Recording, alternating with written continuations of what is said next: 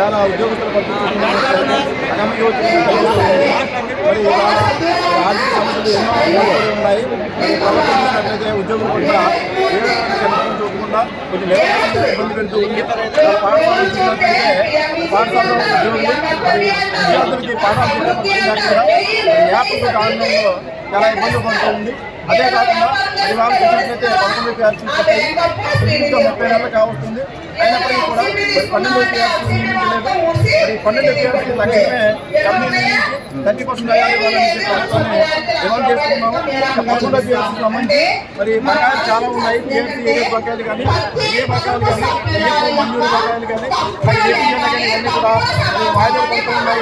ప్రభుత్వం అన్నీ స్పందించాలి.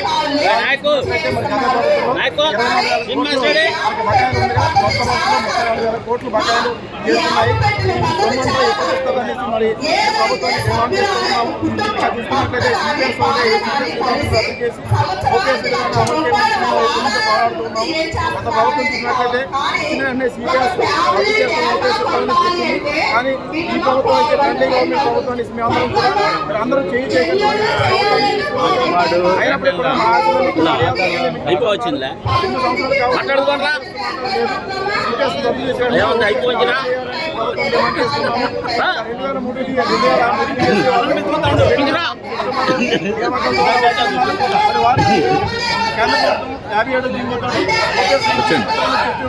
కానీ వివిధ రాష్ట్రాల్లో ఓపీఎస్ అమలు చేస్తుంది. కానీ మన రాష్ట్రంలో ఓపీఎస్ మాట్లాడలేదు. దళితవాలుగా వాళ్ళ యొక్క ఉపాధ్యాయుల యొక్క డీటెయిల్స్ మాత్రమే చూసుకుంటుంది తప్ప ఓపీఎస్ అమలు చేయలేదు. కాబట్టి ఇవన్నీ ఓపీఎస్ అమలు చేయాలి. ఇంకా పెన్షన్లైతే ఇంకా వారి యొక్క బకాయిలు ఏ విధమైన బకాయిలు లేవు. 15 నెలలుగా కూడా వాళ్ళ యొక్క గ్రాట్యుటీ అనేది పెండింగ్లోనే పడింది. కాబట్టి పెన్షనర్లు రిటైర్ అయిన వారికి రాష్ట్ర బెనిఫిట్స్ని తక్షణమే దేశంలో నమోదు చేసి ప్రభుత్వం మరి తగిన చర్యలు తీసుకోవాలని మేము డిమాండ్ చేస్తున్నాము. ఇక టెట్ ఒకటి మనకి కళ్ళ ముందు విధంగా తీసుకొచ్చింది. మరి ఉద్యోగం చూసినట్లే ఆ నియామకాల్లో అన్ని అర్హతలు పరిస్థితులు రాసి మేము ఉద్యోగంలో రావడం జరిగింది.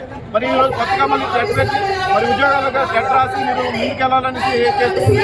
మరి దీన్ని ఖండించాలనేసి గత ఈ నెలలో 5వ తారీఖున ఢిల్లీ ప్రోగ్రాం పెట్టి అక్కడ ఆ వాయిస్ని వినిపించి కేంద్ర ప్రభుత్వానికి వాయిస్ని వినిపించడం జరిగింది.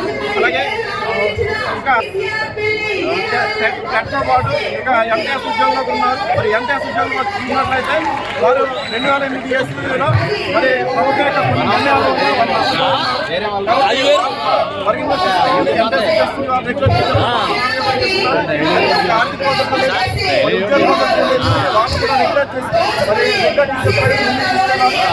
అనివార్య కారణాల వల్ల కనుక చనిపోయినట్లయితే మరి ఆర్థికంగా ఏ విధంగా కూడా వాళ్ళకి ఉపయోగం లేదు. కాబట్టి వాళ్ళు కూడా మరి రెగ్యులర్ టీచర్స్ ముందుకు తీసుకెళ్ళాలని డిమాండ్ చేస్తున్నాం.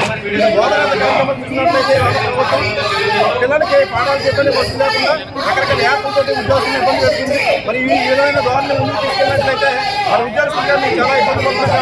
కాబట్టి ముందు ఫ్రెండ్లీ గవర్నమెంట్ హామీ ఇస్తుందో ఆ విధంగా హామీలన్నీ కూడా నెరవేర్చి మరి ఫ్రెండ్లీ గవర్నమెంట్ నిరూపించుకోవాలని సందర్భంగా ప్రభుత్వం డిమాండ్ చేస్తున్నాం.